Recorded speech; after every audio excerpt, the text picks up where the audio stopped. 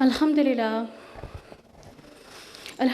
رب العالمین والصلاة والسلام علی رسولہ الکریم وعلی آلہ واصحابہ اجمعین اما بعد اعوذ باللہ من الشیطان الرجیم بسم اللہ الرحمن الرحیم رب اشرح لی صدری ویسر لی امری واحلل عقدۃ من لسانی یفقہوا قولی۔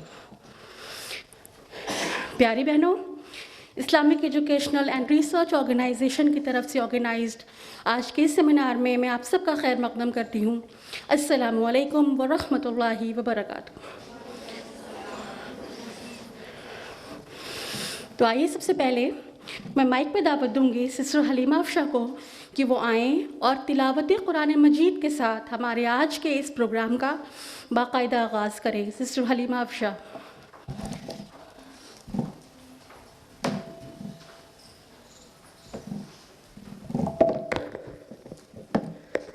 السلام علیکم ورحمۃ اللہ وبرکاتہ۔ اعوذ باللہ من الشیطان الرجیم،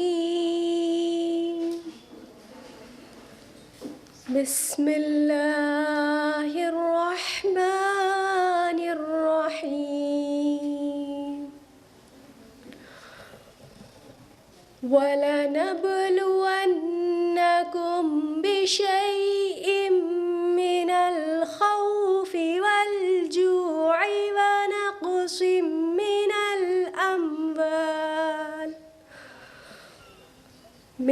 الْأَمْوَالِ وَالْأَنفُسِ وَالثَّمَرَاتِ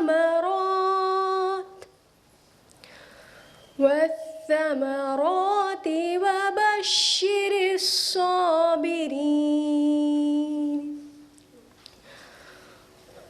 الَّذِينَ إِذَا أَصَابَتْهُم مُّصِيبَةٌ قَالُوا إِنَّا لِلَّهِ وَإِنَّا إِلَيْهِ راجعون۔ أولئك عليهم صلوات من ربهم ورحمة وأولئك هم المهتدون۔ صدق اللہ العظیم۔ معزز سامعات، ابھی آپ نے جو قرأت سماعت فرمائی وہ تھی سورہ بقرہ، سورہ نمبر 2، آیت نمبر 155 to 157۔ اس کا اردو ٹرانسلیشن ہے: اور ہم کسی قدر خوف اور بھوک اور مال اور جانوں اور میووں سے میووں کے نقصان سے تمہاری آزمائش کریں گے، تو صبر کرنے والوں کو خدا کی خوشنودی کی بشارت سنا دو۔ ان لوگوں پر جب کوئی مصائب واقع ہوتی ہے تو وہ کہتے ہیں ہم تو خدا ہی کا مال ہیں اور اسی کی طرف لوٹ کر جانے والے ہیں۔ یہی لوگ ہیں جن پر ان کے پروردگار کی رحمت اور مہربانی ہوتی ہے، اور یہی سیدھے راستے پر ہے۔ بے شک۔ جزاکم اللہ خیرا۔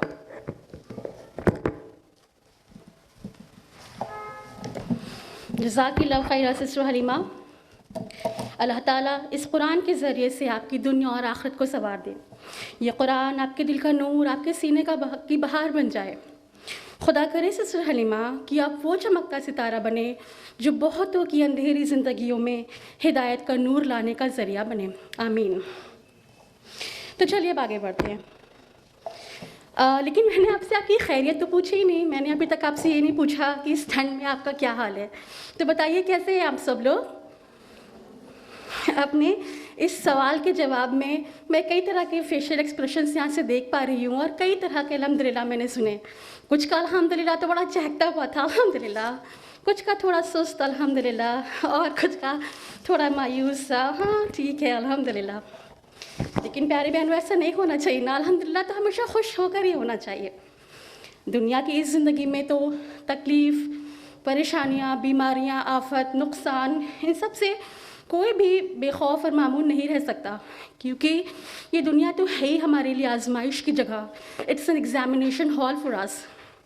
लेकिन यही आजमाइश, यही मसायब तो एक मोमिन और एक काफिर के किरदार को नुमाया कर देते हैं, बिल्कुल वाज़े कर देती हैं कि कौन है मोमिन और कौन है काफिर.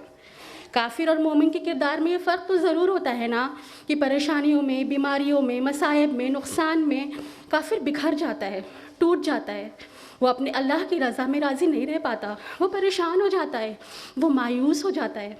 लेकिन एक मोमिन, वो तो हर कितनी भी परेशानी हो बिल्कुल सब्र सबात का पैकर बनकर जम जाता है. वो हर हाल में सब्र का दामन अपने हाथ में थामे रखता है, क्योंकि उसे पता है कि जो कुछ हो रहा है वो मेरे रब की मर्ज़ी से हो रहा है. मेरा अल्लाह सब देख रहा है और सब सुन रहा है, और मेरे रब का कोई भी हुक्म, हिकमत और मसलहत से खाली नहीं है. और इस तरह उसे ऐसा सुकून, ऐसा इत्मीनान मिलता है कि गम की, मसाइब की चोट में भी उसे लज्जत आने लगती है. तो ज़रूरत है मसाइब की हकीकत को समझने की, ज़रूरत है इस बात पे गौर करने की कि जो परेशानियां हम पे आती हैं वो क्यों आती हैं, किसकी तरफ से आती हैं, और इन परेशानियों में हमारा तर्ज़ अमल क्या होना चाहिए. और आज यही हमारे सेमिनार का टॉपिक भी है, मसाइब की हकीकत, कि हमारे पर आखिर मसाइब क्यों आते हैं, इनकी हकीकत क्या है, इसमें हमारा तर्ज़ अमल क्या होना चाहिए, इसमें एक मोमिन को किस तरह से बिहेव करना चाहिए. और कुछ मुसीबतें तो हमारी अपनी बनाई हुई होती हैं, और हम अपने ऊपर ये मुसीबतें हम अपने लिए क्यों पैदा करते हैं, क्यों गढ़ लेते हैं, क्योंकि हमें अपनी ज़िंदगी का मकसद नहीं मालूम, हमें कुरान का पैगाम नहीं मालूम, हम नहीं जानते कि हमारा रब हमसे क्या चाहता है. तो ये जो परेशानियों में नासब्रापन दिखाना या ये कि अपने लिए ख़ुद मुसीबतें ख़ुद पैदा कर लेना, इसकी वजह है कुरान से दूरी. तो बहुत ज़रूरी है कि हम कुरान से जुड़ जाएं, हम कुरान के पैगाम को समझें, हम जानें तो कि हमारा रब हमसे क्या चाहता है, वो हमसे क्या कह रहा है. और इसी मकसद के तहत, यानी कुरान के पैगाम को आम करने के लिए वजूद में आया IERO, यानी Islamic educational and research organisation in 2008. This is the very mission and the very vision of IERO कि अल्लाह के बंदों को अल्लाह से जोड़ दिया जाए, कुरान के पैगाम को आम कर दिया जाए, कुरान और सुन्नत को लोगों की ज़िंदगियों में शामिल कर दिया जाए, मुसलमानों को उनकी ज़िम्मेदारी का एहसास दिलाया जाए और उन्हें उसको निभाने की तरग़ीब दी जाए.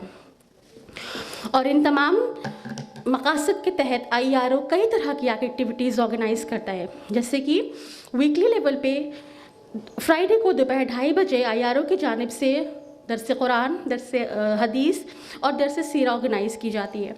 इसी तरह वीकली लेवल पे IERO गर्ल्स के लिए एक एजुकेशनल कम ट्रेनिंग क्लासेस चलाता है, जिसमें गर्ल्स को ये सिखाया जाता है कि किस तरह वो ख़ुद भी कुरान को, सुन्नत को अपनी ज़िंदगियों में शामिल करें, अपनी ज़िंदगियों को उससे मुनव्वर करें और किस तरह इस रोशनी को वो दूसरों तक पहुँचाएँ. मंथली लेवल पे मंथ के फर्स्ट संडे को IERO की जानिब से एक सेमिनार को ऑर्गेनाइज़ किया जाता है, जैसे आज का ये सेमिनार. इन प्रोग्राम्स के अलावा कई ऑनलाइन प्रोग्राम्स भी IERO कंडक्ट कराता है, जैसे कि online GD, online question answer session, और सोशल मीडिया के तहत भी IERO अल्लाह और कुरान और रसूलुल्लाह सल्लल्लाहु अलैहि वसल्लम के पैगाम को आगे पहुंचाने के लिए कोशिश है. और इन्हीं तमाम मकासद के तहत IERO वजूद में लाया तक़वा इस्लामिक स्कूल को, क्योंकि हमें ज़रूरत थी, बहुत ज़्यादा ज़रूरत थी एक ऐसे स्कूल की जो बच्चों को शुरू से ही दुनियावी तालीम के साथ साथ दीनी तालीम भी दे. बच्चों को शुरू से उनकी ज़िंदगी का मकसद बताया जाए, उन्हें कुरान से जोड़ा जाए, उन्हें अल्लाह के रसूल की सीरत से वाकिफ़ कराया जाए. मुसलमान बच्चों को पता हो कि उनकी ज़िंदगी का मकसद क्या है, वो यहाँ क्या करने के लिए आए हैं, उनका वक्त कहाँ जाना चाहिए, उनका हीरो कौन होना चाहिए. वो यहाँ सिर्फ वक्त गुजारी करने नहीं आए हैं, उन्हें इस दुनिया के बाद भी कहीं जाना है, उसका हिसाब देना है.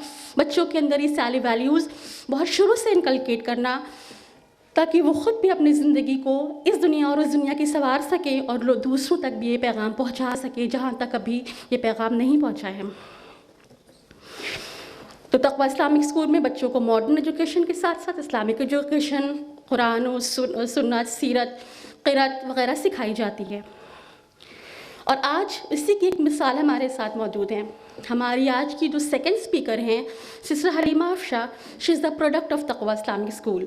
हलीमा अफशा ने क्लास 3rd में اسکول کو جوائن کیا تھا اور تب سے آپ تقویٰ اسلامک اسکول اور IRO کا ایک انڈسپنسبل پارٹ ہیں۔ سسٹر حلیمہ ماشاء اللہ حافظہ قرآن ہیں۔ ابھی آپ نے سنا کہ انہوں نے تلاوت قرآن مجید اور اس کا ترجمہ آپ کے سامنے پیش کیا۔ Sister Halima is a speaker from a very young age. بہت شروع سے وہ اپنی مینٹر اور IRO لیڈیز ونگ کی پریسیڈنٹ مسز اسما شمس کے ساتھ شہر آباد اور اس کے باہر لیکچرز کرتی آئی ہیں، جسے بہت پسند کیا گیا، بہت محبتیں انہیں ملی۔ At present, Sister Halima is preparing for CBSE Term 2 exams. Also, she is preparing for NEET from Shaheen Academy. اور سسٹر حلیمہ یہ سب کچھ کر رہی ہیں ماشاءاللہ بحجاب اور بنقاب ہو کر۔ تو آئیے آج آپ کا زیادہ وقت نہیں لوں گی اور سسٹر حلیمہ کو اس مائک پہ دعوت دوں گی کہ وہ آئیں اور ہمیں بتائیں کہ یہ آزمائشیں مصائب اصل میں آتے کن پر ہیں۔ سسٹر حلیمہ افشاں۔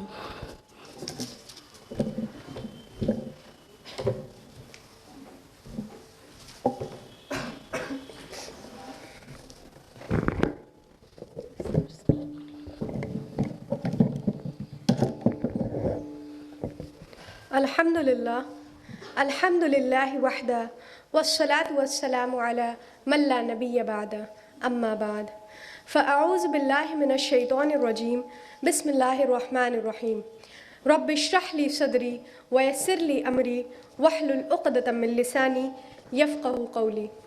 معزز سامعات، السلام علیکم ورحمۃ اللہ وبرکاتہ۔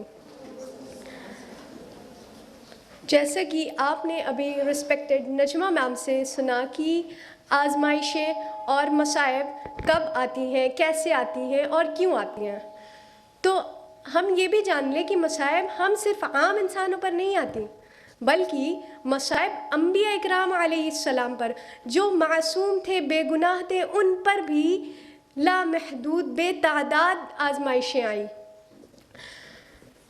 تو میری آج کی گفتگو کا موضوع ہے انبیاء اکرام علیہ السلام پر مصائب۔ ارشاد باری تعالیٰ ہے سورۃ الملک آیت نمبر 2 میں، الذی خلق الموت والحیات لیبلوکم ایکم احسن عملا، اسی نے موت اور زندگی کو پیدا کیا تاکہ وہ تمہیں آزمائے کہ تم میں کون اچھے عمل کرتا ہے۔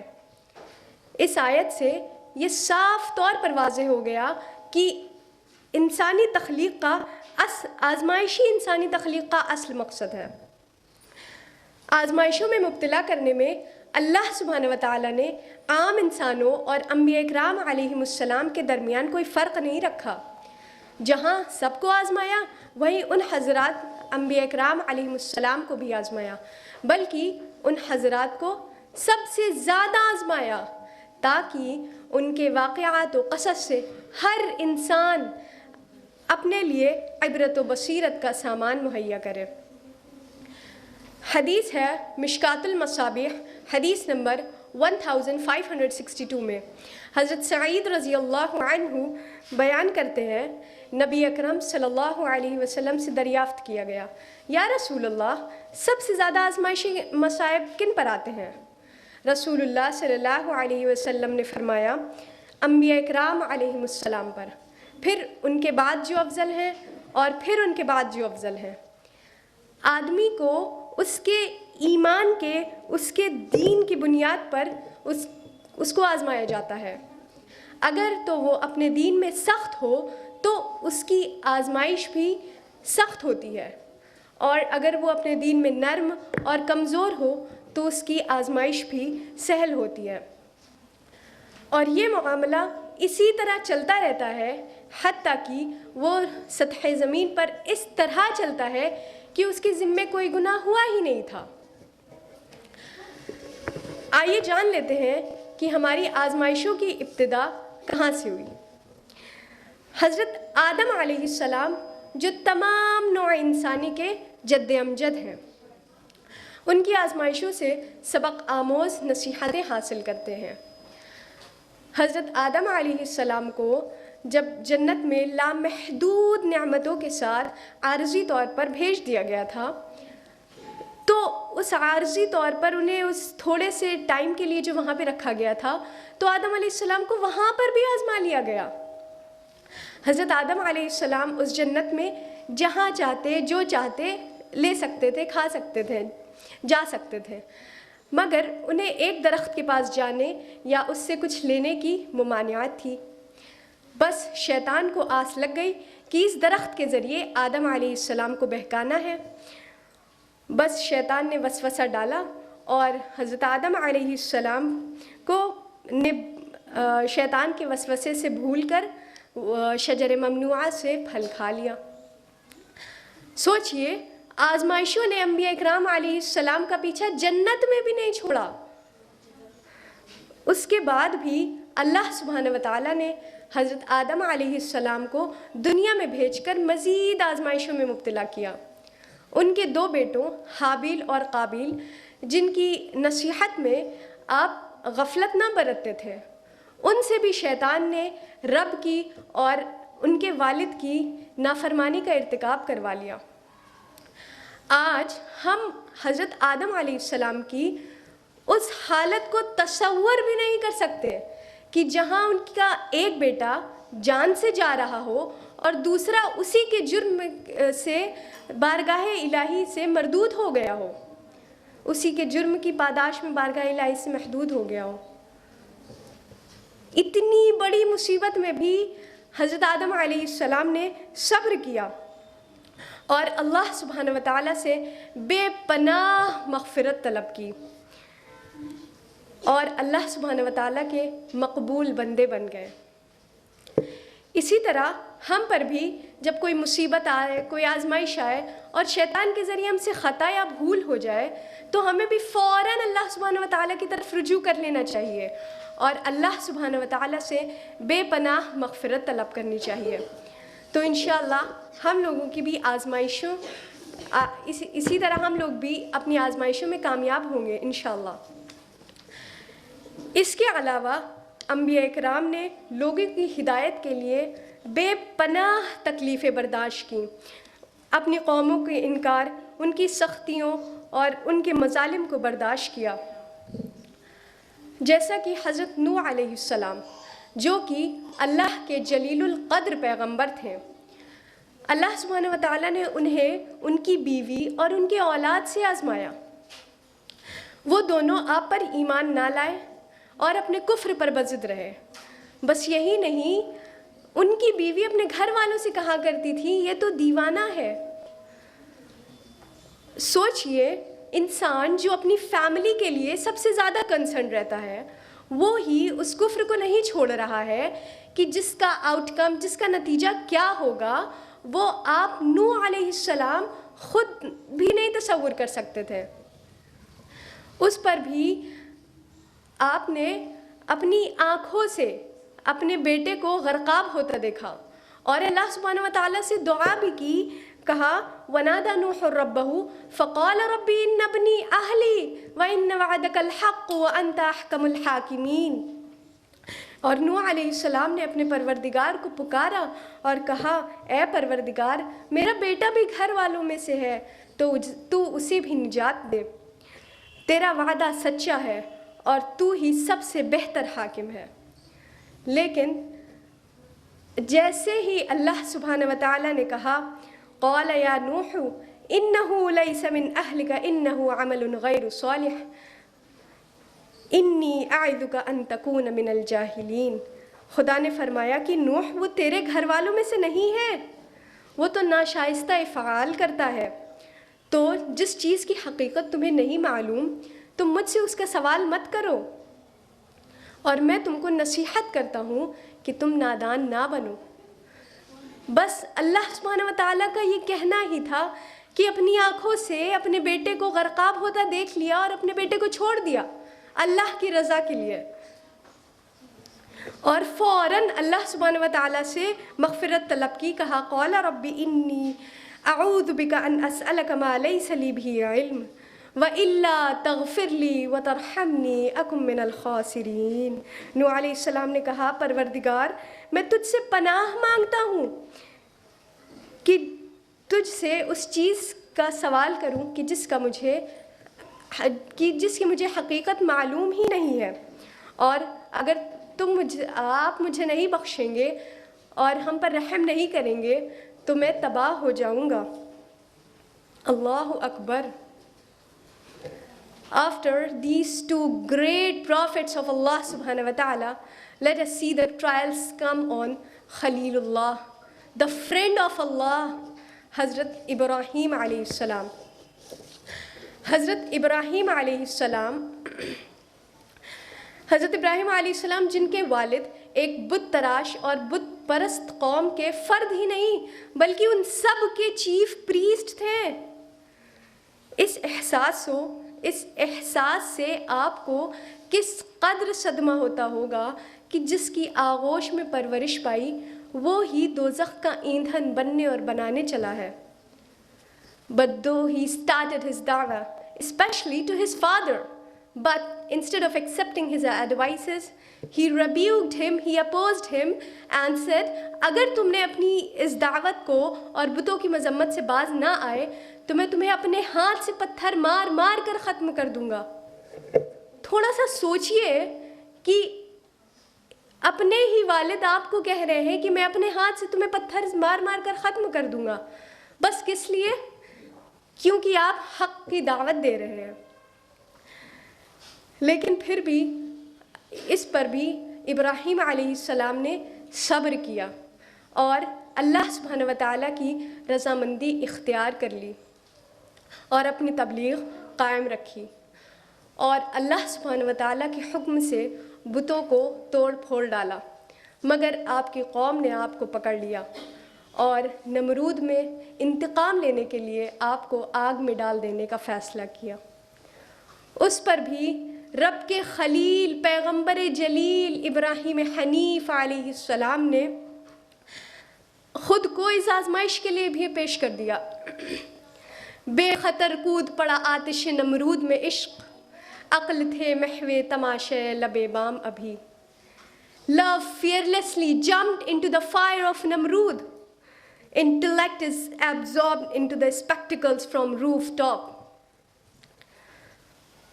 رب تعالیٰ نے آپ پر رحم فرمایا اور اپنے دست قدرت سے ارشاد فرمایا، یا نارو کونی بردا وسلاما علی ابراہیم، اے آگ سرد ہو جا اور ابراہیم پر سلامتی بن جا.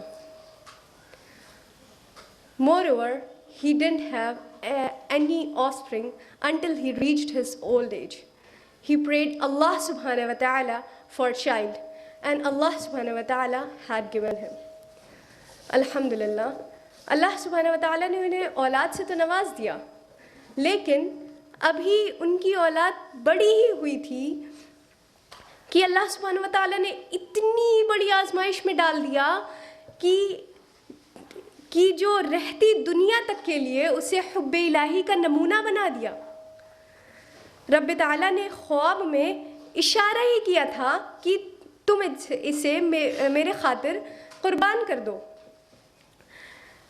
اور اللہ سبحانہ و تعالیٰ کا فرمانبردار نبی لبیک کہتا ہوا اٹھتا ہے اور اپنے رب کے حکم کی تکمیل کے لیے نکل پڑتا ہے اور اپنے شاکر و صابر نیکوکار بیٹے کو رب کے لیے قربان ہو جانے کے لیے تیار کر لیتا ہے. اور وہ بھی رب کے قدیر پیغمبر حضرت اسماعیل علیہ السلام وہ بھی ایک دم تیار ہو گئے اور رب کی تکمیل کی. قریب تھا کہ یہ واقعہ ہو جاتا اور امتحان مکمل ہوا. ابراہیم و اسماعیل کامیاب ٹھہرے اور شیطان نامراد. ذرا سوچئے اتنی بڑی آزمائش کہ ہم میں سے ہے کوئی جو اپنے ہاتھوں سے اپنی اولاد کو ذبح کرے اللہ سبحانہ و تعالیٰ کی رضا کے لیے؟ ہے کوئی؟ ہے ہمارے اندر اتنی ایمان کی اسٹرینتھ کہ ہم اللہ سبحانہ و تعالیٰ کے لیے اپنی ایک واحد اولاد کو اللہ سبحانہ و تعالیٰ کے لیے قربان کر دیں؟ اولاد تو دور، ہم اپنی چھوٹی سی بھی چیز جو ہمیں محبوب ہو وہ ہم اللہ کے لیے نہیں دے پاتے. سوچئے کیا ہے ہمارے ایمان کا لیول. مصائب تو اسی لیے آتے ہیں نا کہ ہمارے ایمان کے درجات بلند ہو. پھر بھی ہمیں سوچنا چاہیے Let us see the trials came on Prophet Yusuf alayhi salam, جن کی سٹوری کو اللہ سبحانہ وتعالیٰ نے قرآن میں احسن القصص کہا ہے. ان کی پہلی آزمائش تو ان کے بھائی ہی تھے, because they have enmity, jealousy in their hearts for Prophet Yusuf alayhi السلام. لیکن پھر بھی Prophet Yusuf علیہ السلام اتنے معصوم تھے, اتنے انوسینٹ تھے کہ ان پر ٹرسٹ کرتے تھے, اور انہوں نے اتنے بیوٹیفل, اتنے انوسینٹ بردر کو کیا کیا, کنویں میں ڈال دیا, اور اپنے والد سے جھوٹ کہا کہ یوسف کو بھیڑیا کھا گیا. وہ بھی رب کے جلیل پیغمبر تھے حضرت یعقوب علیہ السلام, وہ جانتے تھے what they had done, but پھر بھی انہوں نے کہا فَصَبْرٌ جَمِيلٌ, I will be patient with what you have done. وَاللَّهُ الْمُسْتَعَانُ عَلَى مَا تَصِفُونَ. And Allah is the one sought for help against what you describe. حضرت یوسف علیہ السلام کہاں تھے؟ کنویں کی گہرائیوں میں, کنویں کے اندھیرے میں, کنویں کی تنگی میں. But all he had done is to remember Allah subhanahu wa ta'ala. اور اللہ سبحانہ وتعالیٰ نے انہیں کنویں سے نکال دیا. اس کے بعد پھر لوگوں نے آپ کو بیچ دیا. اتنی بڑی شخصیت, اتنے آنریبل فیملی, اتنی نوبل فیملی سے جو بلانگ کرتے تھے, انہیں سلیوری کے لیے سولڈ کر دیا. اس کے بعد بھی آپ پر جو الزام تراشی کی گئی, آپ پر جھوٹ باندھے گئے, آپ کو بے گناہ ہونے کے باوجود بھی آپ کو پریزن میں ڈال دیا گیا. لیکن پھر بھی حضرت یوسف علیہ السلام نے گناہ کی جگہ پر, اور ایسا ویسا گناہ نہیں, وہ لذت دینے والا آسان سا گناہ, آسان سے گناہ کی جگہ پر اتنے سالوں کی سیل, اتنے سالوں کی پریزن کو پریفر کیا. ہم میں سے ہے کوئی, اگر ہمیں کوئی چوائس دے کہ آپ یا اس گناہ کر لیجئے, یہ گناہ کر لیجئے, یا پھر آپ 5-10 سال کے لیے آپ جیل چلے جائیے, تو آبویسلی ہم گناہ کر لیں گے. ہم جیل نہیں پریفر کریں گے, لیکن ہم گناہ کر لیں گے. کیا تھا ان کے ایمان, کیسی آزمائشیں آتی تھیں انبیاء اکرام علیہ السلام پر. He just not bore all these sufferings, but when he met his family, he forgave all of them, cause of whom he suffered all these sufferings. But when he met his family, he said, La tasriba alaykum al-yawm, no blame will there be upon you today. Allahu Akbar. ہم پہ کوئی اتنے بڑے ظلم کرے, ہمیں کنویں میں ڈال دے, اور پھر وہ ہم سے ملے, تو ہم اسے کبھی معاف کریں گے؟ نہیں معاف کریں گے. لیکن وہ تھی انبیاء اکرام علیہ السلام کی شخصیت, اتنے معصوم تھے, پھر بھی ان پر اتنی آزمائشیں آتی تھیں. اور ہم میں سے سبھی جانتے ہیں حضرت یونس علیہ السلام, جنہیں صاحب الحوت کہا جاتا ہے. اللہ سبحانہ و تعالیٰ نے انہیں مچھلی کے پیٹ میں ڈال کر آزمایا. مچھلی نے انہیں نگل لیا تھا, اور وہ اس سمندر کی گہرائی, اس کے اندھیرے, مچھلی کے پیٹ کی گہرائی, اس کے اندھیرے میں رہ کر بھی ہی کالڈ اللہ سبحانہ و تعالیٰ. اور اللہ سبحانہ و تعالیٰ نے, انہوں نے اللہ سبحانہ و تعالیٰ کو پکارا, لا الہ الا انت سبحانک انی کنت من الظالمین. اور اللہ سبحانہ و تعالیٰ نے انہیں اس مچھلی کے پیٹ سے نکال لیا.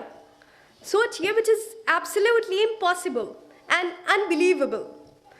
But the trust of Allah and the help of Allah will do any impossible thing into possible. Verily.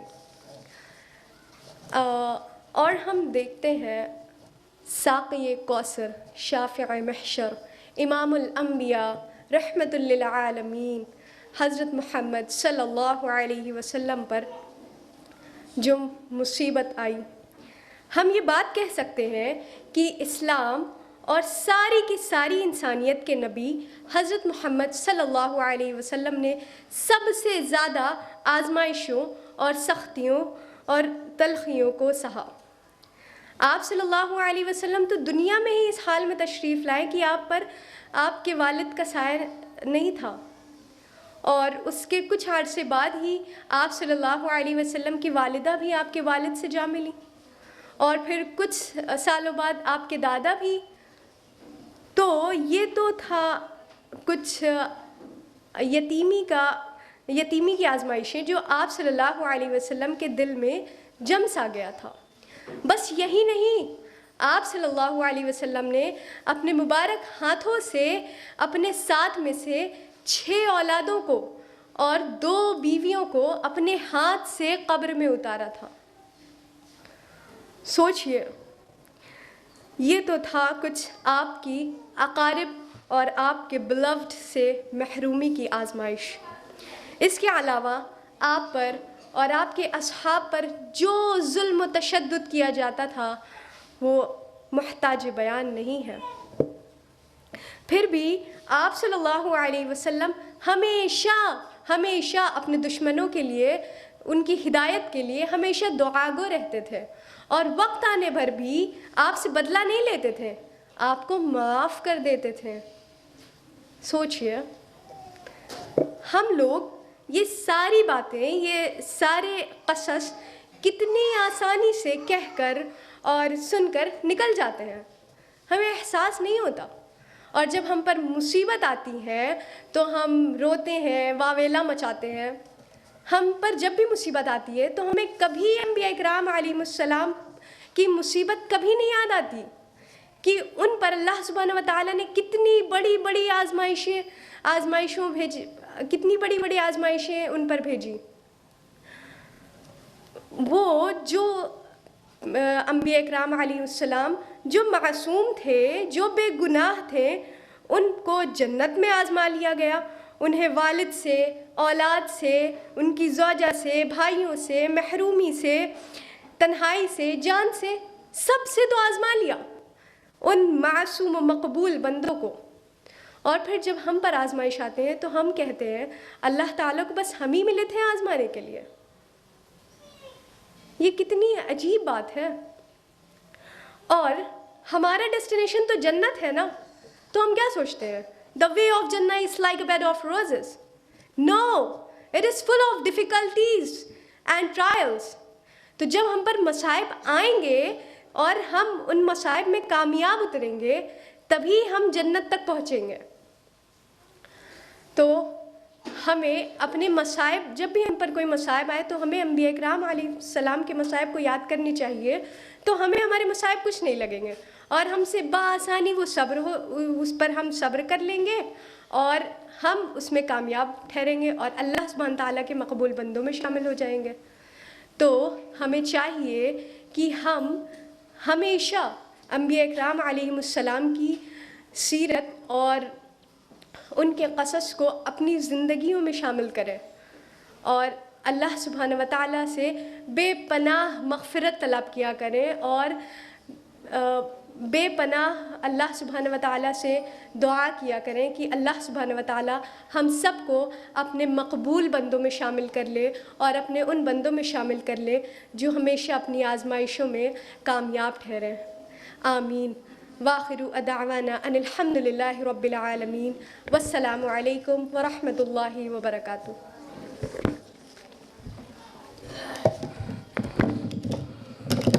جزاک اللہ خیر سسٹر حلیمہ۔ سسٹر حلیمہ، اللہ تعالیٰ آپ کے علم میں اضافہ فرمائے، اللہ تعالیٰ آپ کو دونوں جہاں کی کامیابی عطا فرمائے، اللہ کے آپ کو آپ کے مقصد میں کامیاب کرے، اور آپ ایک بہترین اور کامیاب ڈاکٹر بنیں انشاءاللہ۔ آپ آج کی ینگ گرلز کے لیے ایک مثال ہیں، جس طرح سے آپ دین اور دنیا دونوں کو بیلنس کر رہی ہیں۔